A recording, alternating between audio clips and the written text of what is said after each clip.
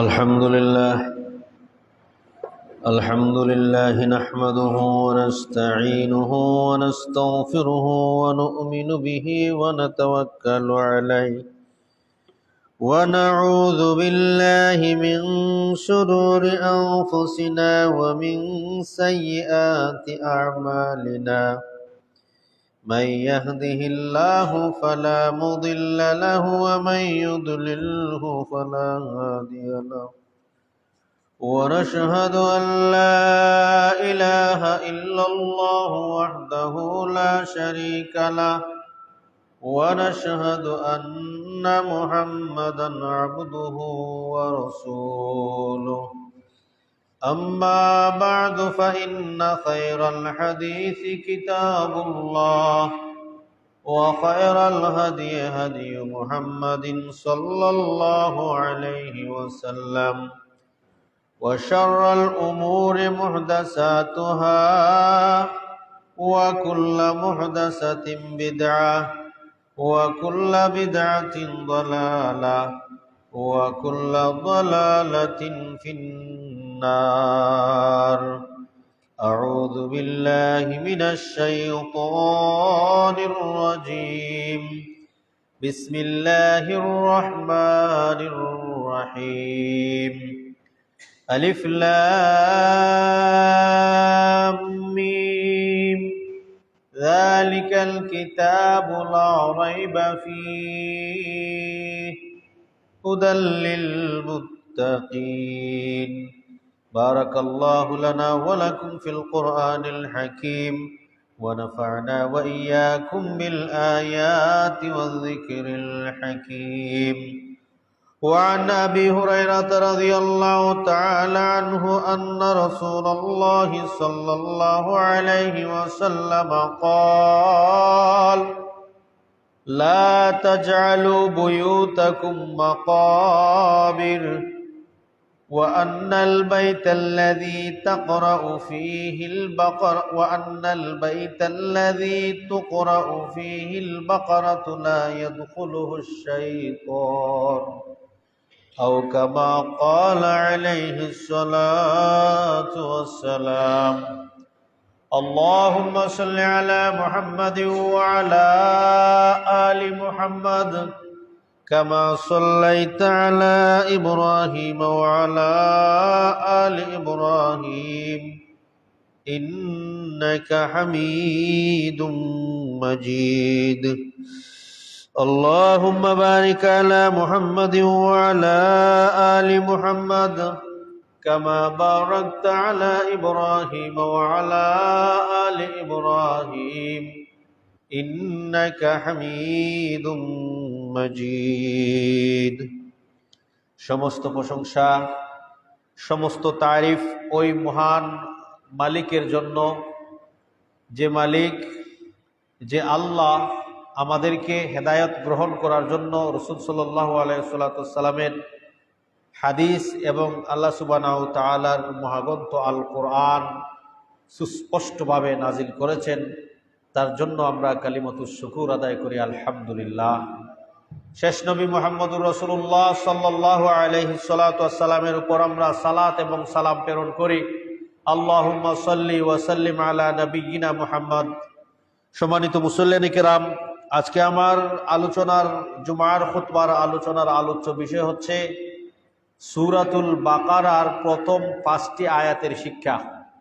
একেবারে সহজ সহজ আয়াত, আমাদের অনেকেরই মুখস্থ আছে, প্রায়ই মুখস্থ, যেটাকে আমরা অনেকেই মনে করি আলিফ লাম মিম এই সূরা, অথচ এই সূরার নাম হচ্ছে সূরা বাকারা, কুরআনুল কারীমের দ্বিতীয় সূরা। এই সূরার 1 থেকে নিয়ে 5 নম্বর আয়াতের শিক্ষা কি, ওই 1 থেকে 5 আয়াতে আল্লাহ আমাদের কি মেসেজ দিচ্ছেন, ওই বিষয়ে আমরা ইনশাআল্লাহ আলোচনা করব ইনশাআল্লাহ। যদিও আজকে এই জুমার খুতবায় শেষ না হয়, আগামী খুতবায় ইনশাআল্লাহ আলোচনা কমপ্লিট করব, যদি আজকে শেষ না হয় আর কি ইনশাআল্লাহ। আমি চেষ্টা করব সময়ের ভিতরে একটা আলোচনাটাকে একটা মোটামুটি একটা ফিনিশিং দেওয়ার জন্য ইনশাআল্লাহ। তো বলছিলাম আল্লাহ সুবহানাহু ওয়া তাআলা আমাদের মধ্যে মহাগ্রন্থ আল কোরআন দিয়েছেন, রাসূল সাল্লাল্লাহু আলাইহি সাল্লামের উপর নাজিল করেছেন। এর মধ্যে কুরআনুল কারীমে 114টা সূরা আছে, যেটা আমরা সবাই জানি। 114খানা সূরা আছে, তার মধ্যে সর্বপ্রথম যে সূরা কুরআনুল কারীম খুললে পাওয়া যায়, এই সূরার নাম হচ্ছে সূরা ফাতিহা, যেটা আলহামদুলিল্লাহি রাব্বিল আলামিন আমরা প্রত্যেক নামাজের মধ্যেই তেলাওয়াত করি। প্রত্যেক নামাজে এটা তেলাওয়াত না করলে নামাজ হয় না। আল্লাহ রাসূল বলছেন, কেউ যদি নামাজের মধ্যে সূরা ফাতিহা পড়ে না, হোক সে জানাজার নামাজ হোক, নফল নামাজ হোক, সুন্নত নামাজ হোক, ফরজ নামাজ, যে কোনো নামাজে কেউ যদি সূরা ফাতিহা পড়ে না, তার নামাজ হয় না। তো কুরআনুল কারীম খুললেই আপনি যে প্রথম যে সূরা দেখা পাবেন, সেই সূরার নাম হচ্ছে সূরা ফাতিহা, যেটা আলহামদুলিল্লাহি রাব্বিল আলামিন দ্বারা স্টার্ট হয়েছে। দ্বিতীয় নম্বর সূরা যেটা, তার নাম হলো সূরা বাকারা। তার নাম হলো কি? সূরা বাকারা। সূরাতুল বাকারার 5টা আয়াত আমি আজকে ইনশাআল্লাহ আলোচনা করব। তবে এর আগে আমরা সূরা বাকারার সংক্ষিপ্ত কিছু ফজিলত আছে, ওই ফজিলতটা আমরা জেনে নিই। কারণ হচ্ছে সূরা বাকারা আল্লাহ সুবহানাহু ওয়া তাআলা কুরআনুল কারীমের মধ্যে যতটা সূরা নাজিল করেছেন, সবথেকে বড় সূরা যদি আপনি খুঁজেন, এই সূরা প্রথম যেটা আসবে এটা হচ্ছে সূরা বাকারা। কুরআনুল কারীমে 7টা সূরা, বড় বড় 7টা সূরা আছে, যেটা 200 আয়াত বিশিষ্ট, এবং তার উপরেও 7টা সূরা আছে কুরআনুল কারীমের মধ্যে বড় বড়, যার মধ্যে 200 আয়াত এবং তার থেকে বেশি আছে আয়াত সংখ্যা। এর মধ্যে সর্বপ্রথম হলো সূরা বাকারা, তারপরে হলো সূরা আলে ইমরান, তারপরে হলো সূরা ইউনুস, তারপরে হলো সূরা মায়েদা, তারপরে হলো সূরা আল আনআম, তারপরে হচ্ছে সূরা আল আরাফ অথবা ইউনুস। এই 7টা সূরা কুরআনুল কারীমের মধ্যে বড় বড়, এই 7টা সূরা। এর মধ্যে সর্বপ্রথম এই বড় সূরার মধ্যে যে প্রথম যে সূরা, যেটা এটার নাম হচ্ছে সূরা বাকারা। কুরআনুল কারীমে বিভিন্ন সূরার নাম বিভিন্ন আলোচ্য বিষয়ের অনুযায়ী রাখা হয়েছে। যেমন অনেক সূরার মধ্যে ওই জাতীয় আলোচনা আছে, যার কারণে এই সূরার নাম ওই আলোচনার ভিত্তিতে ওই সূরার নামকরণ করা হইয়াছে। যেমন সূরা নিসা, যেটা 4র্থ নম্বর সূরা, ওটা আল্লাহ সুবহানাহু ওয়া তাআলা ওখানের মহিলাদের বিষয় সংক্রান্ত আলোচনা করেছেন। সূরা নিসা, নিসা শব্দের অর্থই হচ্ছে মহিলাগণ, এক বচন হচ্ছে ইমরাতুন, খেলাফে কাস বহু বচন হয় নিসাউন, তার অর্থ হলো মহিলাগণ। সেম সূরা বাকারা, বাকারা যে শব্দ, এই বাকারা শব্দের অর্থ হচ্ছে গাভী। বাকারা শব্দের অর্থ কি? গাভী। তার মানে কুরআনুল কারীমের প্রথম সূরার নাম হলো বাকারা, যার অর্থ হলো গাভী। এই সূরার নাম বাকারা কেন করা হইল আমি সংক্ষিপ্ত আকারে বলছি। ওই সূরার মধ্যে বনী ইসরাইলের একটা ঘটনা আছে, যেই ঘটনা গরুর দ্বারা তাদেরকে শিক্ষা দেওয়া হয়েছে, যে গরু জবাই করে মুর্দার গায়ে আঘাত করো, মুর্দা জীবিত হয়ে কথা বলবে তার কাতিলকে, হত্যাকারীকে। তার নাম হইল, যেহেতু বাকারার গাভীর ঘটনা আসছে, এর জন্য ওই কারণেই সূরার নামকরণ করা হইয়াছে সূরা বাকারা। সূরা বাকারা বনী ইসরাইলরা গরুরে কিন্তু খুব সম্মান করত, শ্রদ্ধা করত, যার কারণে বনী ইসরাইল তারা গরুর বাছুর বানাইয়া তারা বাছুর কিতা করছে, পূজা করছে। এই ঘটনা কুরআনুল কারীমের মধ্যে আছে। সামেরি বাছুর বানাইছে, বাছুর বানানোর পরে তারা ওই বাছুরকে কি করছে, গরুর বাছুরকে পূজা করেছে। তো যেই জাতি যেই গরুর পূজা করে, ওই জাতির সামনে বেশি বেশি করে গরু খাওয়া দরকার। কেন? কারণ হইছে গিয়া তারা পূজা করে সম্মান দেখায়, যদি আপনিও গরু খাওয়া বাদ দিলাও, আপনার পরের প্রজন্ম, পরের প্রজন্ম, পরের প্রজন্ম, হয়তো 3-4 প্রজন্মর পরে তারা সম্মান দেখাইতে দেখাইতে ইটারে খুদা বানাইয়া ফেলাইব। যার কারণে ইসলামের বিধান হইল, যেই জাতি গরুকে সম্মান করে, গরুর ইবাদত করে, ওই জাতির সামনে গরু বেশি বেশি করে জবাই করে খাওয়া। এটা আল্লাহর হালাল পানি আমাদেরকে দিয়েছেন খাবারের জন্য। এক শ্রেণীর মানুষ ওটা থেকে আমাদেরকে বঞ্চিত রাখতে চায়। ওরা বলে প্রাণী হত্যা করা নাকি মহাপাপ। যাই হোক, এটা আরেকটা বিষয়। তো বলছিলাম, এই সূরার নাম হইছে সূরা বাকারা। কেন? কারণ কুরআনুল কারীমে এই সূরার মধ্যে বাকারার গাভীর একটা কি আছে, স্টোরি আছে, কিসসা আছে, যার কারণে এর নাম করানো হইল বাকারা। আলে ইমরান, ইমরান আলাইহিস সালাতু ওয়াস সালামের ফ্যামিলির কথা আলোচনা করা হইয়াছে। সূরার কুরআনুল কারীমের মধ্যে আরেকটা সূরা আছে সূরা আনকাবুত। আনকাবুত অর্থ জানেন নি? কিতা আনকাবুত অর্থ হইল মাকড়সা। মাখর, ঘরের মধ্যে যে মাখরে জালি বাঁধে, এটার নাম হইল আনকাবুত।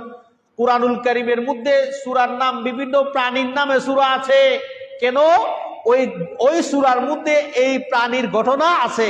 আরেকটা সূরার নাম হইল সূরাতুন নামল। নমল শব্দের অর্থ হইল পিপিলিকা। আরেকটা সূরার নাম হইল,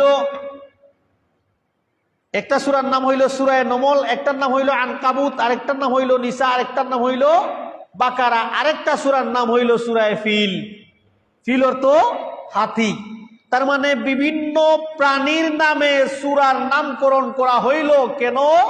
যে এই জাতীয় প্রাণী দিয়া কুরআনুল কারীমের মধ্যে কি আছে? স্টোরি আছে। এই যে আল্লাহ সুবহানাহু ওয়া তাআলা কুরআনুল কারীমের বিভিন্ন সূরার মধ্যে এই বিভিন্ন স্টোরি নাজিল করলেন জাতিকে শিক্ষা দেওয়ার জন্য, জাতি তার থেকে শিক্ষা নিত যে কেন সূরা ফিল আলাম তারা সূরার নাম হাতি রাখা হইল। তার মানে কি ওখানে কি হাতির কোন স্টোরি আছে কিনা? যখনই একজন মানুষ কুরআনুল কারীম অর্থ সহকারে পড়বে তখনই বুঝতে পারবে যে না, এই সূরার মধ্যে হাতির কথা বলা হয়েছে, যার কারণে সূরার নাম ফিল রাখা হয়েছে। যখনই কোনো মানুষ কুরআনুল কারীম অর্থ সহকারে বুঝতে পারবে তখনই বুঝতে পারবে যে এই সূরার মধ্যে গাভীর ঘটনা আনা হয়েছে, যার কারণে সূরার নাম সূরা বাকারা করা হয়েছে। তো সম্মানিত মুসল্লিয়ানে কেরাম, এই যে সূরাগুলির নামকরণ করা হইল তার ঘটনা কুরআনুল কারীমের মধ্যে এই জাতীয় বিষয় আছে বিধায় তার সূরার নামকরণ হয়েছে। এরই ধারাবাহিকতায় কুরআনুল কারীমের দ্বিতীয় সূরার নাম হচ্ছে সূরায়ে বাকারা, সূরাতুল বাকারা। তার মানে বাকারা অর্থ কি ভাইলাম আমরা? গাবি। তো এই বাকারার অনেক ফজিলত আছে। আমরা ভিতরে যাওয়ার আগে মোটামুটি বাকারা সম্পর্কে আমরা আগে পরিচয় হইয়া যাই। সূরাতুল বাকারা সম্পর্কে পরিচয় হইয়া গেলে ভিতরে যখন আলোচনা করব আমরা, আমাদের অনেক এই শুনতে ভালো লাগবে, আমাদের শিখতেও সহজ হবে। তো সূরাতুল বাকারার নামকরণ বললাম আমি। এখন হলো সূরা বাকারার কিছু ফজিলত আছে। শুধু সূরা বাকারার নয়, কুরআনুল কারীমের যে 7টা বড় বড় সূরা আছে এই 7টা সূরার আলাদা আলাদা কি আছে? স্বতন্ত্র ফজিলত আছে। আল্লাহ রাসূল বলছেন, কালা রাসূলুল্লাহ সাল্লাল্লাহু আলাইহি ওয়াসাল্লাম মান আখাযা সাবআল আউয়াল, যে কুরআনুল কারীমের প্রথম 7টা সূরা সম্পর্কে জানি লাইলো, বুঝি লাইলো, সে মনে করিলেও ইলমের জ্ঞানের সাগর অর্জন করে ফেললো। আল্লাহ রাসূল বলছেন যে ফাহুয়া হাবরুন, যে কুরআনুল কারীমের প্রথম 7 সূরা সম্পর্কে অবগত হইয়া গেল, মনে রাখবা, সে যেন ইলমের সাগর অর্জন করে ফেললো, জ্ঞানের সাগর তার ভিতরে চলে আসলো। এই জাতীয় জ্ঞান গর্ব আলোচনা আল্লাহ সুবহানাহু ওয়া তাআলা এই কুরআনুল কারীমের প্রথম 7 সূরার মধ্যে আলোচনা করেছেন, যেটাকে আল্লাহ সুবহানাহু ওয়া তাআলা, আল্লাহ রাসূল সাল্লাল্লাহু আলাইহি ওয়াসাল্লাম বলেছেন যে এই 7টা সূরা গ্রহণ করে শিখে ফেলবে, ইলম হাসিল করে ফেলবে, আল্লাহ রাসূল বলেন সে যেন জ্ঞানের সাগর অর্জন করে ফেলল। এগুলি না বুঝা আপনি যখন এই 7টা সূরার জ্ঞান অর্জন করবেন, এই সূরাগুলিকে বুঝতে হবে না বুঝতে হবে না। অতএব বুঝতে হলে এই কুরআনুল কারীমের অর্থ সহ পড়তে হবে, বুঝতে হবে। তো এই ফজিলত হলো এই সূরা বাকারার প্রথম 7টা সূরার মধ্যে সূরা বাকারা হচ্ছে নাম্বার 1। এরপরে আল্লাহ রাসূল সাল্লাল্লাহু আলাইহি ওয়াসাল্লাম আরেকটা হাদিসের মধ্যে বলেন সূরা বাকারা সম্পর্কে, যে সূরা বাকারা হলো সানামুল কোরআন। সানাম শব্দের অর্থ হচ্ছে, সানামুল কোরআন শব্দের অর্থ হচ্ছে কোরআনের মগজ। সূরা বাকারা হইল কোরআনের মগজ। সূরা বাকারার মধ্যে 7টা বিষয় আলোচনা করা হয়েছে। কয়টা বিষয়? 7টা বিষয়। আমি ধারাবাহিকভাবে একটা একটা নাম বলে যাব, বিস্তারিত তো বললে আর আমাদের মূল বিষয়ে আগাতে পারবো না। তো 7টা বিষয় নিয়ে আলোচনা করছেন, একটা একটা আমি কইব ইনশাআল্লাহ। তো এটা হইল সূরা বাকারা কোরআনের মগজ। আরেকটা হাদিসের মধ্যে আল্লাহ রাসূল সাল্লাল্লাহু আলাইহি ওয়াসাল্লাম বলেন, এই 3টা ফজিলত বলে আমরা কুরআনুল কারীমের সূরা বাকারার ভিতরে আলোচনা করা শুরু করব ইনশাআল্লাহ।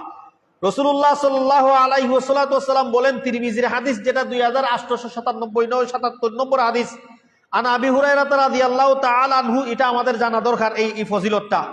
আন্না রাসূলুল্লাহ সাল্লাল্লাহু আলাইহি ওয়াসাল্লাম লা তাজআলু বুয়ুতাকুম মাকাবির আল্লাহ রসুল বলেন তোমাদের ঘরকে তোমরা কবর বানাইও না, লা তাজআলু বুয়ুতাকুম মাকাবির, তোমাদের ঘরকে তোমরা কবর বানাইও না।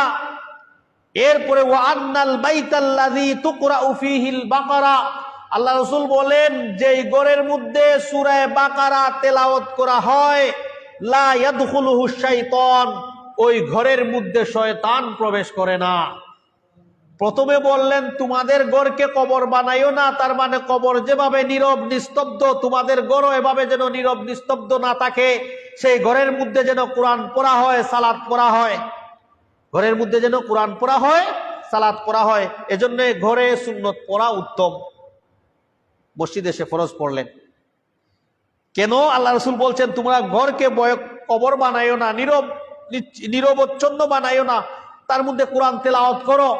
এরপরে আল্লাহ রাসূল বলেন যে ঘরের মধ্যে সূরা বাকারা তেলাওয়াত হইল, ওই ঘরে জিন শয়তান থাকে না। অতএব বেশি বেশি করে আমরা সূরা বাকারা তেলাওয়াত করব, তেলাওয়াত শোনাবো। প্রয়োজনে অডিও তেলাওয়াত থাকলে নিজে তেলাওয়াত করতে পারলাম না, সূরা বাকারা তেলাওয়াত লাগায় তোরা রাম শুনলাম, ঘরের ভিতরে আর কি করবে না, শয়তান প্রবেশ করবে না। আল্লাহ রাসূলের হাদিসটা তিরমিজির, এই হাদিসটা হচ্ছে হাসান সহিহ হাদিস।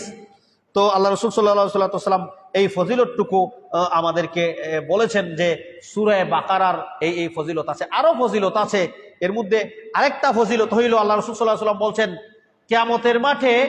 কিয়ামতের মাঠে যেই দিন আল্লাহর আরশের ছায়া ব্যতীত আর কোনো ছায়া থাকবে না, নিয়মিত কেউ যদি সূরা বাকারা এবং সূরা আলে ইমরান তেলাওয়াত করে, কিয়ামতের মাঠে এই প্রচন্ড গরমের অবস্থায়ও এই দুইটা সূরা তার মাথার উপরে বাদল হইয়া পাখির ডানার মতো মেলে তাকে কি দিবে? ছায়া দিবে। অতএব এই সূরাগুলি পড়ার, তেলাওয়াত করার প্রয়োজন আসেনি না নাই? বেশি বেশি করে আমরা তেলাওয়াত করব, ফ্যামিলিদেরকেও বলবো বেশি বেশি করে তেলাওয়াত করার। তো বলছিলাম এই সূরার মধ্যে আল্লাহ সুবহানাহু ওয়া তাআলা, আল্লাহ রাসূল সাল্লাল্লাহু আলাইহি ওয়াসাল্লাম বললেন সূরা বাকারা হচ্ছে কুরআনুল কারীমের মগজ। কেন? কারণ এই সূরার মধ্যে 7টা বিষয় নিয়ে আলোচনা করা হয়েছে, যেই 7টা বিষয় একজন মানুষের পুরো জীবনের লাইফস্টাইল চেঞ্জ করে দিতে পারবে যদি এই 7টা বিষয় সম্পর্কে সে আমল করে, এগুলি বুঝে চিন্তা করে। প্রথম নম্বর আলোচনা করেছেন আল্লাহ সুবহানাহু ওয়া তাআলা তাওহীদ নিয়া। সূরা বাকারার মধ্যে কি আছে? তাওহীদের আলোচনা আছে, তাওহীদ। দ্বিতীয় নম্বর আলোচনা হইল পরকালের আলোচনা আছে। 3 নম্বর হইল কোরআনের গুরুত্ব আছে, যেটা প্রথমেই আল্লাহ সুবহানাহু ওয়া তাআলা বলেছেন যালিকাল কিতাব লা রাইবা ফিহি। এরপরে 4র্থ নম্বর হলো ইহুদি এবং মুনাফিকদের অবস্থা, ইহুদি এবং মুনাফিকদের নাশকতা, তারা কিভাবে নাশকতা করেছে, ইসলামের বিষয়গুলিকে নিয়ে কিভাবে ঠাট্টা মশকরা করেছে, কিভাবে মুসলিমদের সাথে ধোঁকাবাজি করেছে, কিভাবে মুসলমানদেরকে তারা ধ্বংস করার জন্য চক্রান্ত করেছে। এই ইহুদি এবং মুনাফিকদের নাশকতা নিয়ে আল্লাহ সুবহানাহু ওয়া তাআলা সূরাতুল বাকারার মধ্যে আলোচনা করেছেন। 5 নম্বর হইল পূর্বের নবীদের ইতিহাস আমাদের সামনে আলোচনা করেছেন। কিসাসুল আউয়ালিন মাউইজাতুল লিল আখিরিন, যাতে করে পূর্ববর্তী আগের নবীদের এই স্টোরি, আগের নবীদের কিসসা ঘটনাগুলি এজন্যই বর্ণনা করা হয় যাতে পরবর্তীতে এরা তার থেকে কি করে? শিক্ষা গ্রহণ করে। 6 নম্বর বিষয় হলো শরিয়াগত আইন আল্লাহ সুবহানাহু ওয়া তাআলা এই সূরার মধ্যে নাজিল করেছেন। লা ইউবাদদিলু কালিমাতিল্লাহ, আল্লাহর কালিমাতকে, আল্লাহর আইনকে পৃথিবীর কোনো শক্তি নাই সেটাকে কি করতে? পরিবর্তন করতে। একটা আইন বা একটা ওই নারী সংরক্ষণ কমিটি বার হয়েছে না, তাদের আইন সংস্কার করা, তাদের এই সেই বিষয়গুলি বাংলাদেশের মধ্যে এগুলি করতেছে, কিন্তু এটা এই আয়াতের খেলাফ, যে আল্লাহর আইনের পরিবর্তন কেউ করতে পারবে না। কেউ যদি করতে চায় তাহলে সে শিরিক করলো।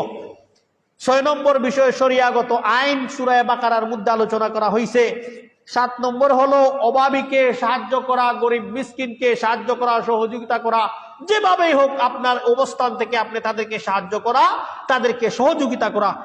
এই 7টা বিষয় কুরআনুল কারীমের মধ্যে আল্লাহ সুবহানাহু ওয়া তাআলা সূরা বাকারার ভিতরে আলোচনা করেছেন, যেটাকে আল্লাহ রাসূল সাল্লাল্লাহু আলাইহি ওয়াসাল্লাম কুরআনের মগজ বলেছেন। অতএব সূরা বাকারা সেই সূরা নয়, এই সূরার মধ্যে অনেক বিষয়গুলি আছে, অনেক আলোচনা আছে, ওগুলি আমাদেরকে মনোযোগ দিয়ে শ্রবণ করা দরকার, নিরা দরকার না। যার কারণে এরই ধারাবাহিকতায় আজকে আমার এই খুতবায় প্রথম যে সূরা বাকারার প্রথম যে 5টা আয়াত আছে, এই 5 আয়াতের আলোচনা ইনশাল্লাহ আজকে আমি করব। যদি সময় থাকে না, আগামী খুতবায় ইনশাল্লাহ বাকি আলোচনা কমপ্লিট করব। তো সূরা বাকারা যখন আপনি খুলবেন, প্রথমেই খোলার পরে আপনি পাইবেন আলিফ লাম মিম, এটা পাইবেন। আলিফ লাম মিম এই জাতীয় শব্দকে আরবি ভাষায় বলা হয় মুকাত্তাআত। কুরআনুল কারীমের একটা নয়, দুইটা নয়, তিনটা নয়, প্রায় 29টা সূরার শুরুতে এই জাতীয় অক্ষর আসছে। এক অক্ষর থেকে নিয়ে 5 অক্ষর পর্যন্ত আল্লাহ সুবহানাহু ওয়া তাআলা বিভিন্ন সূরার শুরুতে এভাবে নাজিল করছেন। কোনরাত বলেছেন আলিফ লাম মিম, কোনরাত বলেছেন আলিফ লাম মিম রা, কোনরাত বলেছেন তাহা, কোনরাত বলেছেন ইয়াসিন, কোনরাত বলেছেন কফ, কোনরাত বলেছেন কাফ হা ইয়া আইন সাদ। মানে এক অক্ষর থেকে নিয়ে 5 অক্ষর পর্যন্ত আল্লাহ সুবহানাহু ওয়া তাআলা প্রায় 14টা অক্ষরে বাটিয়া 29টা সূরার শুরুতে নিয়ে আসছেন। এই জাতীয় হরফকে বলা হয় হরফে মুকাত্তাআত। তার মানে হলো বিচ্ছিন্ন হরফ। ওগুলি তেলাওয়াত করার সময় বিচ্ছিন্ন অবস্থায় আলাদা আলাদা কেটে কেটে পড়তে হয়। যেমন আলিফ লাম মিম এভাবে পড়তে হয়। কেন এভাবে পড়তে হয় আর এইগুলিকে আল্লাহ কেন নাজিল করলেন, এটা আমাদের জানা দরকার।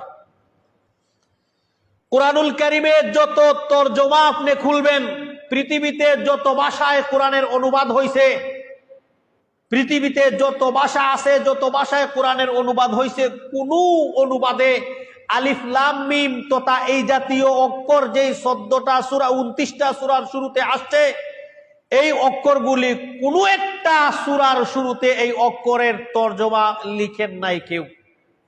কেন? যে এই অর্থ কেউ জানে না, এইগুলির অর্থ কেউ জানে না। এই অর্থ যদি কেউ জানে না, তাহলে আল্লাহ কেন নাজিল করলেন, এটা একটা প্রশ্ন থেকে যায়। আমরা আলোচনা করব ইনশাল্লাহ।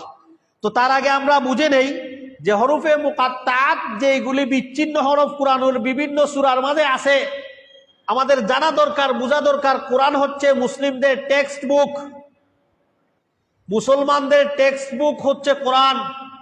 মুসলমানদের জীবনে মরণে সব সময় যেটা কাজে আসে সেটার নাম হচ্ছে আল কোরআন। আমাদের জীবনে মরণে যে অবস্থায় কোরআন আমাদের কাজে আসে, এই গ্রন্থর নাম হচ্ছে আল কোরআন। এই কোরআনের সম্পর্কে আমাদের জানা দরকার, বোঝা দরকার।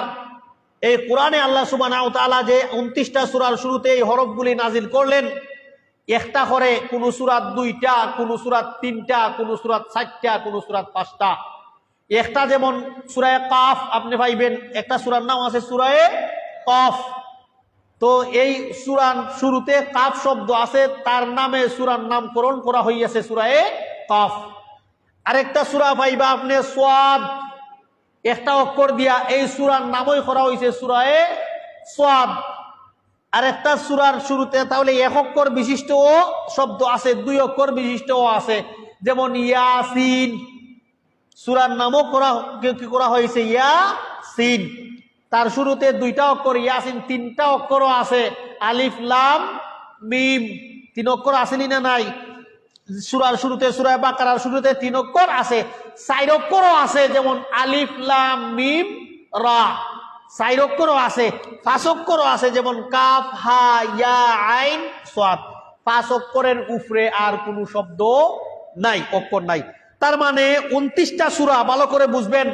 কুরআনুল কারীমে 29টা সূরাই, যে সূরার শুরুতে এমন এমন শব্দ আল্লাহ আনলেন যে শব্দের অর্থ পৃথিবীর কেউ জানে না, যেই শব্দের অর্থ পৃথিবীর কেউ জানে না, যেই শব্দের অর্থ নাই, এই জাতীয় শব্দ আল্লাহ কোরআনে কেন নাজিল করলেন? এই জাতীয় প্রশ্ন থাকেনি না? থাকে না। বিধর্মীরা যদি কেউ জিজ্ঞেস করে, মুসলিমদেরকে তো জবাব দেওয়া যায়, সহজ জবাব, যে যেই জাতীয় শব্দের অর্থ নাই, এই জাতীয় শব্দ আল্লাহ কোরআনে নাজিল করছেন মুমিনদের ঈমান পরীক্ষা করার লাগি, যে অর্থ হোক বা নাই হোক আমার আল্লাহর পক্ষ থেকে আইছে, এগুলি আমরা কি তাহলে লাইছি মানি লাইছি, মুমিনরা তো মানি লাইব, ইহুদি কাফির বেঈমান যারা আছে এরার তো ইমানই নাই, আল্লাহই মানে না, এদেরকে আপনি কিভাবে বুঝাইবেন? তারা যদি বলে যে অর্থবিহীন শব্দ কোরআনের মধ্যে আল্লাহ কেন নাজিল করলেন, এই কথাটা আপনি আমাদেরকে বলে যান, কি উত্তর দিবেন তাদেরকে তখন? এজন্য একজন মুফাসসির সুন্দর একটা কথা বলেছেন, এই কথাটা আমার কাছে ভালো লেগেছে। কথাটা হচ্ছে যে যদি বিধর্মী কেউ প্রশ্ন করে যে কোরআনের মধ্যে আপনারা কোরআন দিয়া চ্যালেঞ্জ করেন যে কোরআনের কোনো ভুল কেউ বের করতে পারবে না, কোরআনের সমপরিমাণ পৃথিবীতে কোনো কিতাব হতে পারে না, তার মানে কোরআনের মধ্যে এমন কিছু শব্দ আছে যে শব্দের কোনো অর্থ নাই, আপনাদেরকে জিজ্ঞেস করলেও আপনারা বলেন এই অর্থ আমরা কেউ জানি না, একমাত্র আল্লাহ জানেন, এমনকি নবীও জানেন না, তাহলে যেই জাতীয় শব্দের অর্থ আল্লাহ জানেন, আমরা জানি না, নবীও জানেন না, এই জাতীয় শব্দ কোরআন কেন নাজিল করলা? নাজিল না হলেও তো কোনো মানে আসেনি। বিধর্মী যদি এই রকমের কোনো প্রশ্ন করে নেয়, এজন্য একজন মুফাসসির খুব সুন্দর একটা উত্তর দিয়েছেন যেটা আমার ভালো লেগেছে, আমি এইটা আপনাদের সামনে শেয়ার করতে চাচ্ছি। সেই উত্তরটা হচ্ছে, উনি বলছেন যে ওই যুগে, যেই যুগে কোরআন নাজিল করা হয়েছিল, ওই যুগ ছিল বড় সাহিত্যিকের যুগ, ওই যুগের মানুষরা বড় বড় বিদ্বান ছিল, বড় বড় পণ্ডিত ছিল, ওই যুগে মানুষ বড় বড় কবিতা লিখে, বড় বড় প্যারাগ্রাফ লিখে বায়তুল্লাহ টানায়া তৈতো, বিশ্বের বিভিন্ন প্রান্ত থেকে মানুষ আসলে তাদের কবিতা পড়তো এবং তাদেরকে বাহবা দেওয়া হইতো। এত সুন্দর সাহিত্যিকপূর্ণ, এত সুন্দর সাবলীল ভাষায়, সুন্দর ভাষায় কবিতা লিখেছে কে, তাকে ধন্যবাদ। এই যুগ ছিল ওই সময় রাসূলুল্লাহ সাল্লাল্লাহু আলাইহি ওয়াসাল্লামের উপর যেই সময় কোরআন নাজিল করা হয়েছিল। তাদের কালাম, তাদের কথা বলার স্টাইল, তারা যখন কোনো কবিতা লিখতো, তারা যখন বড় বড় কোনো প্যারাগ্রাফ লিখতো, ওই সাহিত্যিকরা, ওই পণ্ডিতরা, ওই কবিরা, তখন তাদের উসলুবুল কালাম ছিল, কথা বলার স্টাইলই ছিল তাদের। তারা কালাম শুরুতে, অর্থাৎ কথা আরম্ভ করার শুরুতে, কথা লেখার শুরুতে তারা কিছু আরবি শব্দ, এক অক্ষর দুই অক্ষর তারা লিখতো, যেটা হরফে মুকাত্তাত, এমন ভাবে লিখতো যে অর্থ যে লিখেছে এছাড়া পৃথিবীর আর কেউ জানে না। তো ওই সময়ে বড় বড় পণ্ডিতদের কথা লেখার বা কবিতা লেখার স্টাইলই ছিল, তারা শুরুতে এই জাতীয় কয়েকটা শব্দ আলাদা আলাদা বিচ্ছিন্ন করে শব্দ লিখতো, যেই অর্থগুলি যে লিখেছে এছাড়া পৃথিবীর আর কেউ জানে না। যেহেতু ওই সময়ে কোরআন নাজিল হয়েছে, এজন্য আল্লাহ সুবহানাহু ওয়া তাআলা মুহাম্মদুর রাসূলুল্লাহ সাল্লাল্লাহু আলাইহি ওয়াসাল্লামকে তাদের কালামের ঢঙ্গে, তাদের কথার স্টাইলে, তাদের কথা বলার স্টাইল যেভাবে তারা বলে, এই স্টাইলে আল্লাহ কি করেছেন? কোরআন নাজিল করেছেন। যার কারণে কোনো একটা হাদিসের মধ্যে এরকম নাই, কোনো একটা তারিখের কিতাবের মধ্যে এরকম নাই যে আহলে আরবরা বা কাফির কুফাররাও প্রশ্ন করছে যে এই জাতীয় শব্দের অর্থ নাই, এই জাতীয় শব্দ কোরআন হয় কেমনে, এই জাতীয় বিষয় ওই যুগেও ছিল না, তারা প্রশ্ন করে নাই। কেন? কারণ তারা বুঝছে আমরা যেভাবে কথা বলার শুরুতে একটা দুইটা শব্দ আলাদা রাখি, যেগুলির অর্থ আমরা জানি আর কেউ জানে না, ওই সিস্টেমে কি করা হয়েছে? নাজিল করা হয়েছে। এটা হইল এক মুফাসসিরে বলছেন। যার কারণে বিধর্মী কেউ যদি বলে, তখন তাদের এই জবাব হইয়া যায়, ওই সময় কথা বলার স্টাইলই ছিল এরকম। দ্বিতীয় নম্বর তাফসীর যেটা আমরা বলে থাকি যে তার অর্থ আল্লাহ ভালো করে জানেন, আল্লাহ জানেন, এটার অর্থ আর কেউ জানে না। আল্লাহ আমাদের উপরে এটা নাজিল করেছেন, আর আমরা এটা বিশ্বাস করে নিয়েছি যে আল্লাহ ছাড়া পৃথিবীর আর কেউ এটার অর্থ জানে না। অতএব আমরা মুমিন, ওগুলিকে যেটা আল্লাহর পক্ষ থেকে আসছে আমরা ওগুলিকে বিশ্বাস করতাম, আমল করতাম, অন্য কোনো তার বিষয়ে আমরা যাইতাম না। আয়াতে মুতাশাবিহাত যেগুলি, এগুলির অর্থ আল্লাহ জানেন, এগুলির ভাবার্থ কি আছে ওটা আল্লাহ রেখে দিয়েছেন। হয়তো আল্লাহ সুবহানাহু ওয়া তাআলা, আমরা যদি জান্নাতে আশা করি যে আল্লাহ কুরআনুল কারীম তো পৃথিবীতে পড়েছি, বুঝেছি, কিন্তু কিছু শব্দ ছিল, হরফে মুকাত্তাআত ছিল 29টা সূরার শুরুতে, ওগুলির অর্থ তো আল্লাহ আমরা জানলাম না। আজকে আমাদের মনে বড় শখ, আপনি তো বলছেন মা তাশতাহি আনফুসুকুম, জান্নাতে জান্নাতীরা যা কিছু চাইবে আল্লাহ তা পূরণ করবেন। আমার মনে বড় শখ, আল্লাহ দুনিয়াতে যখন আমি ওই বিষয়গুলি জানলাম না, আজকে আমি জানতে চাই আল্লাহর কাছে যদি কোনো জান্নাতি আবেদন করে, আল্লাহ সুবহানাহু ওয়া তাআলা তার সেই আশা পূরণ করবেন। তো তো কিছু মুফাসসিরিনরা বলেছেন, যারা কোরআনের তাফসীর করে, তারা বলছেন যে এটার অর্থ একমাত্র আল্লাহ জানেন। হয়তো কিয়ামতের মাঠে জান্নাতীদেরকে আবেদন করার ফলে আল্লাহ তাদেরকে জানিয়ে দিবেন। আর এটা ইমানদারদের ইমান পরীক্ষা করার লাগি, যে দেখো এরা হলো ওই জাতীয় ইমানদার, আল্লাহর পক্ষ থেকে এমন শব্দ নাজিল করা হয়েছে যে এই শব্দের অর্থ একমাত্র আল্লাহ ছাড়া পৃথিবীর আর কেউ জানে না, ইভেন নবীও জানেন না। এরপরেও ইমানদাররা তারা হয় না, এটা আমরা আল্লাহর পক্ষ থেকে আইছে, যা কিছু হোক আমান্না ওয়া সাল্লাম না, আমরা কি তা করে লাইছি, এটা গ্রহণ করে লাইছি।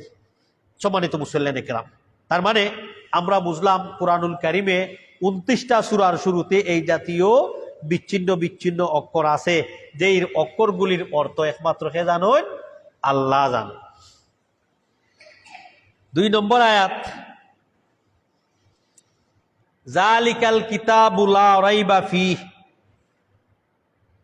জালিকাল কিতাব লা রাইবা ফিহ, যে এই কিতাব, যেই কিতাবের মধ্যে কোনো ধরনের সন্দেহ নাই। এই যে আলিফ লাম মিম, এটা আল্লাহর পক্ষ থেকে আইছে, এই কিতাব নাজিল করা হয়েছে। এজন্য কুরআনুল কারীমে যত এই জাতীয় যতটা অক্ষর আছে হরফে মুকাত্তায়াত, এগুলি যেই জাতীয় সূরার শুরুতে আনছেন, আনার সাথে সাথে প্রায়ই আল্লাহ কোরআনের প্রশংসা করছেন, কোরআনের ব্যাখ্যা বিশ্লেষণ করছেন, কোরআনের তারিফ করছেন, কোরআন সম্পর্কে আলোচনা করেছেন। তো এখানেও আল্লাহ সেম এই বিষয়টা আলোচনা করেছেন যে জালিকাল কিতাব, এই কিতাবের মধ্যে কোনো কি নাই, সন্দেহ নাই, যেটা লৌহে মাহফুজ থেকে রাসূলুল্লাহ সাল্লাল্লাহু আলাইহি সাল্লামের উপর 23 বছরে কি করা হয়েছে, যুগ উপযোগী সময় সময় বুঝে আল্লাহ সুবহানাহু ওয়া তাআলা কি করেছেন, নাজিল করেছেন। এজন্য আমরা নবীর উপরে কুরআনুল কারীম কয় বছরে নাজিল হয়েছে, 23 বছরে। মুসা আলাইহিস সালাম তাওরাত নাজিল হয়েছিল কোন সময় জানেননি? 40 দিন চিল্লাত গেছিলেন, 40 দিন পাহাড়ে গেছেন। পাহাড়ে যাওয়ার পরে বনি ইসরাইলরা যখন ওই ফেরাউনের বাহিনী থেকে আল্লাহ তাদেরকে নাজাত দিলেন, তখন তারা বলল, বা মুসা, এবলা তো আমরা মুক্তি হয়ে গেছি, এবলা যাও গিয়া আল্লাহর কাছ থেকে কুন্তা লইয়াও, আমরা পালন করবো হুকুম আকাম মানবুনে। তখন মুসা কুরআনুল কারীমের এই ঘটনা, তখন মুসা আলাইহিস সালাম গেলেন, হারুন আলাইহিস সালামকে ওনার স্থলাভিষিক্ত রেখে মুসা যাইয়া তুর পাহাড়ে গেলেন। ওখানে যাইয়া 40 দিন পর্যন্ত আল্লাহ উনাকে রাখলেন, রাখার পরে তাওরাত দিলেন। বনি ইসরাইল খুব খতরনাক জাতি ছিল, তাওরাত দেওয়ার পরে নিয়ে আসছেন, তারা হয় এটা আল্লাহ দিছেন নি বলে, এখন না, বিশ্বাস করি না আমরা দেখাও আল্লাহ তোমার লগে কিভাবে কথা কইছে। খুব খতরনাক জাতি ছিল এরা, বনি ইসরাইলরা। তার থেকেই এই ইহুদি হয়েছে, ওখান থেকে নাসারা হয়েছে খ্রিস্টান, পরবর্তীতে এরা ডাইভার্ট হয়ে গেছে। তো ওই সময় মুসা আলাইহিস সালাম গিয়েছিলেন ওখানে, আওয়ার পরেও তারা কইছে মানি না আমরা। তা হাসনি বা হবা মুসা, আল্লাহ দিছুন না, তুমি লই এইসো কি লেখা রেবো গিয়া, বিশ্বাস করো না বলে না।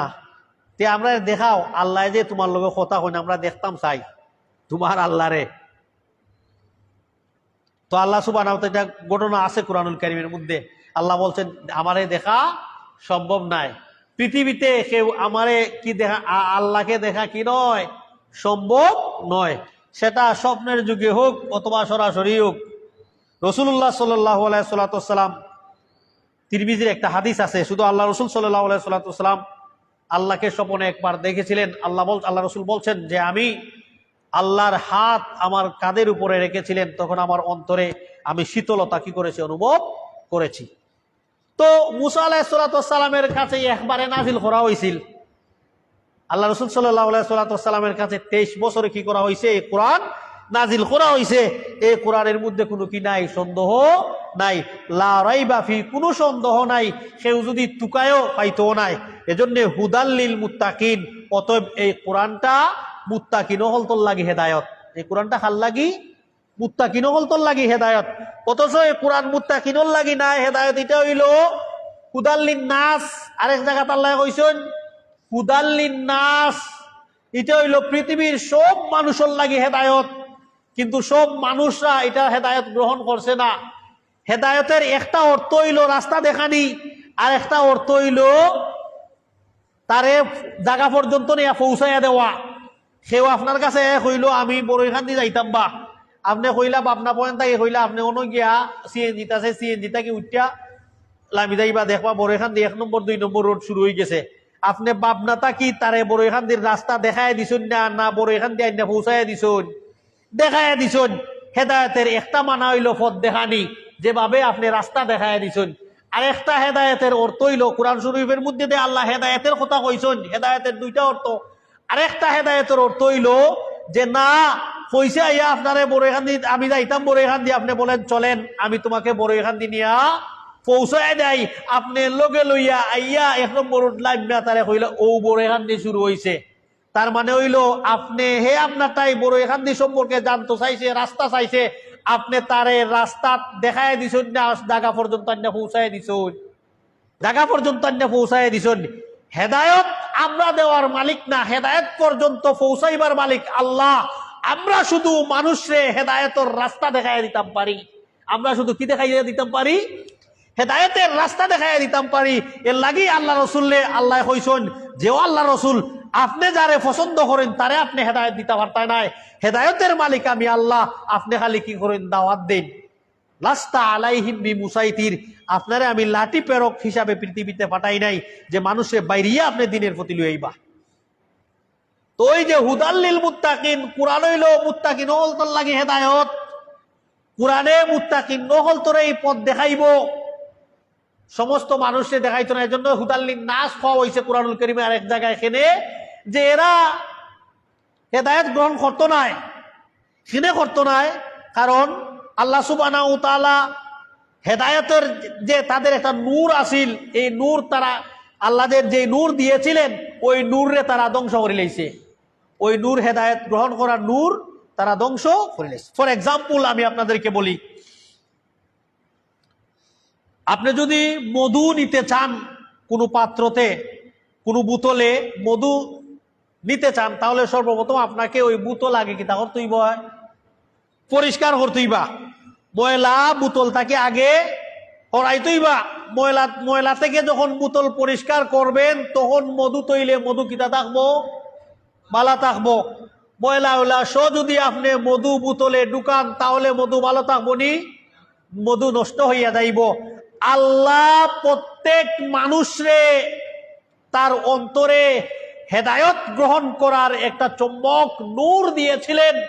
আমরা ওই নূরটারে ধ্বংস করে ফেলেছি বিভিন্ন গুনার মাধ্যমে, বিভিন্ন শিরিকের মাধ্যমে, বিভিন্ন বেদাতের মাধ্যমে, যার কারণে বালা জিনিসও আমরা রায় না, আমরার ভিতরে হামায় না। বালা জিনিসের কথা ওয়াজ হইলে বা ইটা ওয়াজ তো শুনি রে, কত জাতের ওয়াজ বার হয়েছে রে বা, কোনটা উন্তায় কোনটা না বা, এর লাগে আমি ওয়াজ শুনি না রে। মসজিদও যাই না বা, সেও হয় এমনি সেও হয় এমনি, এর লাগে দূর বাদ দিলাই যে মসজিদও যাওয়া বুঝা যায়। এই জাতীয় কিছু মানুষ আছে সমাজে, বলে মসজিদে গিয়া কিতা কথা বা, একজনে হয় এমনি একজনে হয় হেমনে, এর লাগে আমি মসজিদে যাই না রে। না, আপনারে আল্লাহ যে নূর দিয়েছেন এটাকে আপনি কাজে লাগাতে হবে। হেদায়েতের নূরকে, হেদায়েত গ্রহণ করার যে একটা মাদ্দা আছে আমাদেরকে ওটাকে পরিষ্কার করতে হবে। এজন্য আল্লাহ রাসূল বলছেন কোন বান্দা যখন গুনাহ করে, গুনাহ করার ফলে তার অন্তর, তার কলব ছোট ছোট কালো কালো দাগ পড়িয়া যায়। গুনার মাত্রা যত বেশি হয় তার অন্তরে সেই দাগের মাত্রাও বেশি হয়। আস্তে আস্তে আস্তে আস্তে আস্তে আস্তে গুনাহ করতে করতে করতে করতে, সগীরা গুনাহও যদি হয় এটা করতে করতে আস্তে আস্তে কবিরা হইয়া যায়। কবিরা গুনাহ করতে করতে তার অন্তর এভাবে পাত্তর হইয়া যায়, নরম হইয়া যায়। আল্লাহর বিধিবিধান শুনলেও, আল্লাহর আযাব গজবের কথা শুনলেও তার অন্তর নরম হয় না, তার চক্ষু দিয়া পানি আসে না। কেন? সে ধ্বংস করে ফেলেছে। গুনাহ করতে করতে এখানের মধ্যে আর বালা জিনিস তার ভিতরে আইয়া ঢুকে না। এর লাগি আল্লাহ মানুষরে সৃষ্টি করার সময় মানুষকে হেদায়েত গ্রহণ করার মাদ্দা দিছেন, নূর দিছেন।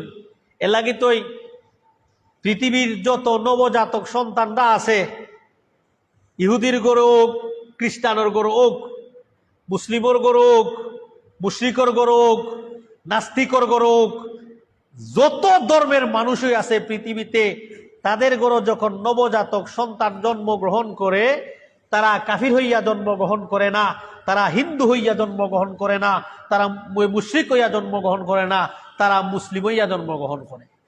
কি হইয়া জন্মগ্রহণ করে? মুসলিম। ইহুদির বাচ্চাও মুসলিম হইয়া জন্ম নেয়, খ্রিস্টানের সন্তানও মুসলিম হইয়া জন্ম নেয়, মুশরিক যারা তাদের সন্তানও মুসলিম হইয়া জন্ম নেয়। পরবর্তীতে তার মা বাবা, তার কালচার, তার সমাজ তাকে ইহুদি বানায়, খ্রিস্টান বানায়। তার মা বাবা যেই ধর্মের রীতিনীতি আছে, সন্তানকেও সেই ধর্মের রীতিনীতির অনুসারী বানায়। তার মানে আল্লাহ আমরা রে মুসলিম হিসাবে এই পৃথিবীতে সমস্ত মানুষের সৃষ্টি করছেন, কিন্তু ওটা আমরা বাদ দিলাইছি। এর লাগি তোই আমরা হইলাম গিয়া আমাদের ইমান জিব্রাইলের ইমান থেকেও শ্রেষ্ঠ ইমান, ফিরিস্তাদের ইমানের চাইতেও আমাদের ইমান শ্রেষ্ঠ। কেন? কারণ তারা বালা মন্দ শুধু বালাটা বুঝে, মন্দটা বুঝে না। মন্দটা যদি বুঝতো তখনই না বালা মন্দ বুঝছে আল্লাহ দুই ফিরিস্তারে পাঠাইছিলেন না এই পৃথিবীতে। কুরআনুল কারীমের মধ্যে আছে তারা লিপ্ত হইয়া গেছিল গুনার কাজের মধ্যে। যখনই কেন আল্লাহ আমাদের ভালো এবং মন্দ বুঝার সেই যোগ্যতা দিছেন। বালাটারে বালা, মন্দটারে মন্দ বুঝে আমরা মন্দটা থেকে ফিরে এসে বালাটা করি। ফিরিস্তাদেরকে এই গুণই আল্লাহ দিছেন না যে তারা মন্দটা কেমনে করব। আমাদেরকে এই দুই গুণ দেওয়ার পরে আমরা পরীক্ষা দিয়ে আমরা ভালো কাজে উত্তীর্ণ হই, ফেরেশতারা পরীক্ষার সম্মুখীন হয় না। যার কারণে আমাদের ইমান বড় দামি ইমান, বড় শ্রেষ্ঠ ইমান। এজন্য সম্মানিত মুসলিম দেখলাম হেদায়ত আল্লাহ সবারকেই দিয়েছিলেন, কিন্তু এটাকে নষ্ট করে ফেলেছি আমরা। আমাদের পরিবেশ, আমাদের মা বাবা, সবার এই কালচার আমাদেরকে এই কালচারে আমাদেরকে পেয়ে গেছে, যার কারণে ভালো জিনিস আমাদের অন্তরে ঢুকে না। তো বলছিলাম সম্মানিত মুসলিম দেখলাম আল্লাহ সুবহানাহু ওয়া তাআলা বলছেন হুদাল্লিল মুত্তাকিন। এই যে কিতাব, এই যে কোরআনটা নাজিল করলাম আমি, এটা মুত্তাকিন হলতল লাগে হেদায়ত। খাল লাগে হেদায়ত, মুত্তাকিনও হলতল লাগে হেদায়ত। মুমিন মুত্তাকিন তাদের জন্য হেদায়ত। এখন যদি এই কোরআনটা কি আপনি আমি হেদায়ত নিতে চাই, কোরআনে যে আমাদেরকে রাস্তা দেখাইতো, কোরআন খালি তেলাওয়াত করলে রাস্তা দেখাইব নি আমরা রে? না, কোরআন তো পড়তাম হইব, কোরআনে কিতাব হইছে তার থেকে আমরা শিক্ষা নিতাম হইব। ওই শিক্ষা নিলে না আমরা কোরআন থেকে হেদায়ত গ্রহণ করতাম। শিক্ষা নিলেই না আমরা কি হইতাম? তাকওয়াওয়ালা হইতাম। যদি আমরা শিখি না তাহলে তাকওয়াওয়ালা কেমনে হইমু? যদি আমরা কোরআনও কি বলছে সেটা আমরা বুঝি না তাহলে মুত্তাকি কেমনে হইমু? এর লাগি নিয়ম হইল কোরআন যারা বুঝে তাদেরকে আমরা কোরআন সম্পর্কে জিজ্ঞাসা করতাম, যে বুঝতাম, যে হইতাম যে হুজুর আমাদেরকে কোরআন নিয়ে কিছু আলোচনা করেন। ওই সূরার মাঝে আল্লাহ আমাদেরকে কি বলছেন, ওই সূরার মাঝে আমাদের জন্য কি মেসেজ আছে, ওই আয়াতের মধ্যে আমাদের জন্য কি মেসেজ আছে, এটা আপনি বলেন। আপনি কোরআন শিখেন, আপনার বাচ্চাকে কোরআন শিখান, আপনি কোরআন পড়া শিখেন, তারপরে আপনি কোরআনের তর্জমা শিখেন। এক আয়াত দুই আয়াত কইরা ফরুকা তর্জমা ডেইলি দেখবানে অনেক জিনিস আমরা জানবা, বুঝবা, আলাদা একটা মজই আইব। যখনই পড়বেন আলিফ লাম মিম যালিকাল কিতাব, এই যে কিতাব, এই যে কোরআন, এখানের মধ্যে কোনো কি নাই, সন্দেহ নাই, খেলাগি সন্দেহ নাই, কারণ ওটা আল্লাহ নাজিল করছেন। আর আল্লাহর কোনো কথার মাঝে সন্দেহ আসেনি। কেউ যদি আল্লাহর কোনো কথার মাঝে সন্দেহ আছে, তার ইমান থাকবনি? ইমান থাকতো না। মানুষের কথার সমস্যা থাকতে পারে, মানুষের কথার মধ্যে ভুলভাল থাকতে পারে, ভুল মানুষে করতে পারে, মানুষের গবেষণায় ভুল হয়, মানুষের চিন্তা চেতনায় ভুল হয়। আল্লাহর কালামের মধ্যে কি হতে পারে না? ভুল হতে পারে না। ভুল তো দূরের কথা, কেউ ভুলের সন্দেহ করতে পারতো না। এর লাগি আল্লাহ কইছেন যালিকাল কিতাব লা রাইবা ফি হুদাল্লিল মুত্তাকিন। এটা মানুষের কালাম নাই, এটা আল্লাহর কালাম। অতএব এই কালামের মধ্যে কোনো সন্দেহ নাই, এটা মুত্তাকিন হলতর জন্য হেদায়েত। অতএব এটা ফরন লাগবো, ফইরা তার থেকে আমাদেরকে কি গ্রহণ করতে হবে? হেদায়ত গ্রহণ করতে হবে, তার থেকে আমাদেরকে নূর নিতে হবে। এজন্য আল্লাহ সুবহানাহু ওয়া তাআলা যে আল্লাহ রাসূল যে বলছেন সানামুল কোরআন, সানামুল কোরআন, কোরআনের মগজ হইল সূরা বাকারা, কোরআনের মগজ হইল সূরা বাকারা। ওই সূরা বাকারা থেকে আমাদের শিক্ষা নেওয়া দরকার। কিতা আল্লাহ আলোচনা করছেন, কি কি আলোচনা করেছেন, কি বিষয়বস্তু আছে ওখানের মধ্যে আমরা জানা দরকার, বোঝা দরকার। এজন্য সম্মানিত মুসল্লিনে কেরাম, আমরা কুরআনুল কারীম পড়ব এবং বুঝে পড়ার চেষ্টা করব ইনশাআল্লাহ। তো পৃথিবীতে একটাই কিতাব আছে যেই কিতাব বেশি পড়া হয়। পৃথিবীতে একটা কিতাব, এই কোরআন, এটার নাম হইল কোরআন। আর যে কোরআন যেই কিতাব বেশি পড়া হয়, না বুঝা বেশি পড়া হয় কোরআন, না বুঝা বেশি পড়া হয় কোরআন। অথচ কোরআন বুঝা পড়ার কথা আছে, কিন্তু আমরা কিতা করি? না বুঝা কোরআন পড়ি, এটারে আমরা বিভিন্ন খামে ব্যবহার করি। কোরআন দে আমরা কিতা করি, বিভিন্ন খামও ব্যবহার করি লাইনু। দেখবা কোরআন প্রত্যেকের ঘরেই আছে কোরআন, অনেকের সেলফও আছে, অনেকের আলমিরিত কোরআন আছে, বছরের পর বছর কোরআন পড়ে আছে, বছরের পর বছর ঘরের মধ্যে পড়ে আছে। সেই ঘরে কি হয় না, নিজের ভাগ্য হয় না ওই যে বক্তব্য কোরআন পড়ছিলাম আর কোরআন কুলে পড়ার সেই ভাগ্যটা আমাদের নসিব হয় নাই। অথচ কোরআনুল কারীম আছে। ও যে হজক ইসলাম সৌদি তাকিতে কোরআন দিছিল, ওখান যাই না তো ইসলাম এখনো আছে, বা ও যে আমার মাই যে কোরআন পড়তা ওখান গরো আছে, মাঝে মাঝে বাহিরা ফায় পরিষ্কার হয়েছিলাম, আহারে মাই যে কোরআন পড়তারে হইয়া সুমু খাইয়া আবার তোর আরাম, বাবায় কোরআন পড়তা হইয়া সুমু খাইয়া আবার তোর আরাম, খুব সংরক্ষণ করে রাখলাম, কিন্তু আমরা পড়লাম না। তো আছে এইভাবে কোরআন তো আছে বিভিন্ন ঘরে, অনেক ঘরের মধ্যে আছে। আপনি সার্ভে করে দেখবেন বা চিন্তা করে দেখেন, যাদের এই অবস্থা হয়, যারা এই অবস্থা ফেস করতেছেন যে আসলে ঠিকই তো আছে, হুজুর যেটা বলছেন এই অবস্থায় তো আমার ঘরের মধ্যে কোরআন আছে। বস আমরা সমসাময়িক অনুযায়ী নিজে তো বললামই না, কত বড় নালায়েক আমরা, আল্লাহর কিতাব আমরা নিজে পড়তে পারতেছি না, কিন্তু সময় শেষ বৎসর হইলে এক টাইমে আইনা আমরা মানুষ দিয়ে পড়াইলাই, বস শেষ মানুষটা ভরাই নিলাম, বরকত নিলাম কি শেষ। আল্লাহর আদালতে আল্লাহ রসুল সাল্লাল্লাহু আলাইহি ওয়াসাল্লাম এই উম্মতের নামে কাল কিয়ামতের মাঠে নালিশ করবেন। কুরআনুল কারীমে আছে, আল্লাহ রসুল সাল্লাল্লাহু আলাইহি ওয়াসাল্লাম বলবেন, ও আল্লাহ, ইন্না কওমি ইত্তাখাযুল কুরআনা মাহজুরা, আমার উম্মত কুরআন রে ফিসে দিত আসিল, কুরআন রে সর্বক্ষেত্রে সামনে আনতো আসিল না, হে কোরআন রে ফিসে তো আছে, হে ঘর বানাইবার সময় কোরআন ব্যবহার করে, খতমুল লাগি কোরআন লাগায়, অথচ আমি আল্লাহ কোরআন কেনে নাজিল করলাম, কেন কোরআনের মধ্যে কি বিষয়বস্তু আছে এটা কেন দেওয়া হইল, ওই জিনিস বুঝাত নাই।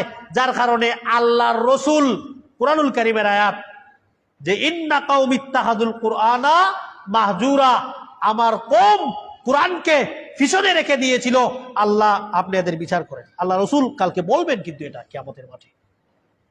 এজন্য সম্মানিত মুসল্লিয়ানে কিরাম, এটা মুসলমানদের সাধারণ কিতাব না, অনেক দামি কিতাব, অনেক সম্মানী কিতাব। এই কিতাব ইংলিশে তর্জমা হওয়ার কারণে অনেক ইহুদি খ্রিস্টান এটার তর্জমা পরে পরে ইসলাম গ্রহণ করিলাম, অর্থ ফরি ফরি তারা ইসলাম গ্রহণ করিলাম। ইংলিশে তর্জমা আছে, বস তারা অর্থ ফরি ফরি যে না এই এমন সুন্দর কিতাব, এটা তো আল্লাহ ছাড়া আর কেউরির ওই তো পারে না, তারা গ্রহণ করিলাম ইমান। তো আমরা কোরআনের লগে আমরা সম্পর্ক জুড়তে হবে। আমরা কোরআন ফরতাম হইব, 1 আয়াত 2 আয়াত 3 আয়াত 5 আয়াত করে ফরি না, আমরা অর্থ সহকারে ফরি, চেষ্টা করি দেখুন আমরা কোরআনের মধ্যে অনেক ফায়দা আছে ইনশাল্লাহ, অনেক বিষয়গুলি আছে আমরা বুঝতে পারবো ইনশাল্লাহ। তো 2 নম্বর আয়াত ছিল যালিকাল কিতাব লা রাইবা ফি হুদাল লিল মুত্তাকিন, মুত্তাকিন হল তোর লাগি হেদায়েত। মুত্তাকি কারা? মুত্তাকি হইল এরা যারা হালাল রে হালাল, হারাম রে হারাম মনে হইরা এগুলি থেকে পরহেজ করে বাচ্চা থাকে, এরার নাম হইল মুত্তাকি। মুত্তাকি হওয়া একেবারে সহজ, মুত্তাকি হওয়া একেবারে সহজ। আল্লাহ যেটা হালাল করছেন এগুলি মানা, যেটা হারাম করছেন ওগুলি পরিত্যাগ করা। পৃথিবীর সমস্ত আপনার কাছে সব কিছু চলে আসবে এটার ভিতরে। তো এই বিষয়গুলি যারা মুত্তাকি শব্দের অর্থ হইল ওয়াকায়াতুন তাকি, মানে নিজেরে বাঁচানি, যে নিজেরে বাঁচাই যাইতে পারে আল্লাহর মুনহিয়াত এবং মুনকারাত তাকে, ওই মুত্তাকি। যে নিজেরে আল্লাহর নিষেধকৃত বস্তু থেকে নিজেরে বাঁচাইতে পারে, আল্লাহর আদেশকৃত বিষয়গুলি মানতে পারে, তার নামই হইল কি মুত্তাকি। মুত্তাকি ওয়াকায়াতুন শব্দ তাকি, আর ওয়াকায়াতুন শব্দের অর্থ হইল বাঁচানি, নিজেরে নিজে বাঁচানি।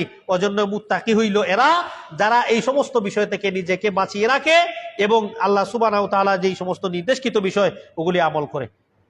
3 নম্বর আয়াত সূরাতুল বাকারার, বলছিলাম যে 5 আয়াত নিয়ে আজকে আলোচনা করব, যদি সময় থাকে না আগামী খুতবায় ইনশাআল্লাহ আমরা এই আয়াতগুলি আলোচনা শেষ করব। 3 নম্বর আয়াত হইল আল্লাযীনা ইউমিনুনা বিল গায়ব, যারা গায়বের প্রতি ঈমান আনে। মুত্তাকির কয়েকটা গুণ আল্লাহ কইছেন, এর মধ্যে একটা গুণ হইল আল্লাযীনা ইউমিনুনা বিল গায়ব, যারা কি করে অদৃশ্যের প্রতি ঈমান আনে। অদৃশ্যর মানে কি? অদৃশ্য অর্থ হইল আপনি আমি, যেটা আপনি আমার হাওয়াসে খামসার বাড়া, পঞ্চ ইন্দ্রিয়র বাড়া, যেটা আমাদের আকলে যেটা ক্যাচ করতে পারে না, এটার বাড়া যেই জিনিসটা হয়, এটার নাম হইল অদৃশ্য জিনিস। যেমন কবরের আযাব, আমরা কবরের আযাব সম্পর্কে আমাদের ঈমান আছে, পূর্ণ বিশ্বাস আসেনি না নাই, কিন্তু আযাবের কৈফিয়ত ধরন আমরা বুঝছি কিভাবে, কিন্তু বাস্তবতা কি সেটা আমরা জানি না, বুঝি না। এটা আপনি হাওয়াসে খামসা, পঞ্চ ইন্দ্রিয়, চক্ষু, কান, ত্বক, নাসিকা, জিহ্বা, ওগুলি দিয়ে আপনি কবরের আযাব সম্পর্কে বুঝতে পারতা নাই। ওইটার নাম হইল গায়েব। ওই জিনিসের নাম হইল কি? গায়েব। অদৃশ্য বিষয়, অ্যাডভান্স, যেটা ভবিষ্যতে হবে, এখনো এটা হইল না, এটা আমরা জানলাম না, এগুলি আমরা বুঝার কোনো মাধ্যম নাই, ওই বিষয়ে খবর দেওয়ার তার নাম হইল কি? গায়েব। যে এই গায়েবের বিষয়ে যারা ঈমান আনে, গায়েব বলতে কি? ইন্নাল্লাযীনা ইয়াখশাউনা রাব্বাহুম বিল গায়েব, যারা তাদের রবরে অদৃশ্য অবস্থায় মানে। তার মানে গায়েব হইল ওই জিনিস যেটা আমরা অনুধাবন করতে পারতাম না, ভবিষ্যতের কোনো খবরও হইতে পারে গায়েব, যেটা আমরা এখন জানতে পারতাম না। এই বিষয় একমাত্র আল্লাহ ছাড়া নবীও জানেন না। আল্লাহ নবীও কইছেন আমি জানি না গায়েব। আল্লাহ কইছেন যে গায়েবের খাজানা যেটা, গায়েবের ভান্ডার যেটা, এটা একমাত্র আমি আল্লাহ ছাড়া পৃথিবীর আর কেউরে দিছি না। আল্লাহ রসুল এখন যদি আমি গায়েব জানতাম, তাহলে দুনিয়ার যত বালা জিনিস আছিল আমি ওটা গ্রহণ করে লইতাম, মন্দ জিনিস আইয়া আমার স্পর্শ করতো না। যদি আল্লাহ রসুল গায়েব জানতেন। রসুল্লাহ সাল্লামের স্ত্রী হযরতে আয়েশা রাদিয়াল্লাহু তাআলা আনহা, কুরআনুল কারীমে সূরাতুল কাহফ, ওই কাহফের মধ্যে আছে ইফকের একটা ঘটনা। আল্লাহ রসুলের স্ত্রীকে ওই যুগে তারা অপবাদ দিয়েছিল পরকিয়ার, নাউজুবিল্লাহ। আল্লাহ রসুল সাল্লাল্লাহু আলাইহি ওয়াসাল্লাম এভাবে তারা অপবাদ দিয়েছিল পরকিয়ার। রসুল সাল্লাল্লাহু আলাইহি ওয়াসাল্লাম কোনো কিছু বলতে পারতেছেন না তাদেরকে, কারণ কোনো এভিডেন্স নাই, প্রমাণ নাই। পরবর্তীতে যদি আল্লাহ রসুল গায়েব জানতেন, তাহলে আল্লাহ রসুল বলতেন যে না, আয়েশা এভাবে এভাবে, আয়েশা পবিত্র, তোমরা আয়েশা সম্পর্কে বাজে মন্তব্য করিও না। কি সিচুয়েশন আসিল ওই চিন্তা করেন আপনি। আল্লাহ রসুলের স্ত্রী, রসুল সাল্লাল্লাহু আলাইহি ওয়াসাল্লাম সম্পর্কে তো বিভিন্নতা আছে, কিন্তু রসুলের স্ত্রী ওই সময় তারা এভাবে অপবাদ দিয়েছিল। আল্লাহ জানিয়ে দিলেন, জানিয়ে দেওয়ার পরে আল্লাহ রসুল সাল্লাল্লাহু আলাইহি ওয়াসাল্লাম উম্মতদেরকে ক্লিয়ার করে দিলেন। তার মানে বন্ধ জিনিস আল্লাহ রসুলের স্পর্শ করতো না যদি আল্লাহ রসুল গায়েব জানতেন। অতএব গায়েবের বিষয়ে আমরা ঈমান আনতাম হইব, এটা একমাত্র কে জানেন? আল্লাহ জানেন। কোন নবীও নাই, নবীও নাই, কোন ওলিও কি তা জানেন না, গায়েব জানেন না। যারা বলে আল্লাহর ওলি হলতে গায়েব জানেন, আল্লাহর ওলি হলতর কাছে গেলে আমার দুঃখ, তারা অ্যাডভান্স খবর হইলিতে পারে, এটা মনে করবা আপনারা ধোঁকা দিচ্ছে। এই ধোঁকার মধ্যে আমরা পড়বো না, কারণ কোরআনে যেই জায়গার মধ্যে ক্লিয়ার কাট করে দিয়েছে যে গায়েবের খবর একমাত্র আল্লাহ ছাড়া পৃথিবীর আর কেউ জানে না। অতএব আমাদের ঈমান যেন এটা হয় যে একমাত্র আল্লাহ ছাড়া পৃথিবীর আর কেউ গায়েব জানে না। আল্লাহ সুবহানাহু ওয়া তাআলা আমাদেরকে যেন অদৃশ্যের প্রতি, আল্লাহর প্রতি ঈমান পরিপূর্ণভাবে আনার তৌফিক দান করে। সবাই বলেন আমিন। ইনশাআল্লাহ আগামী খুতবায় আমরা 3 নম্বর আয়াত থেকে বাকি 5 নম্বর আয়াত পর্যন্ত আলোচনা করব। ওয়া মা তৌফিক ইল্লা বিল্লাহ। আকুলু কওলি হাযা আস্তাগফিরুল্লাহ লি ওয়া লাকুম ওয়া লিসাইরিল মুসলিমিন ফাস্তাগফিরু ইন্নাহুল গফুরুর রহিম।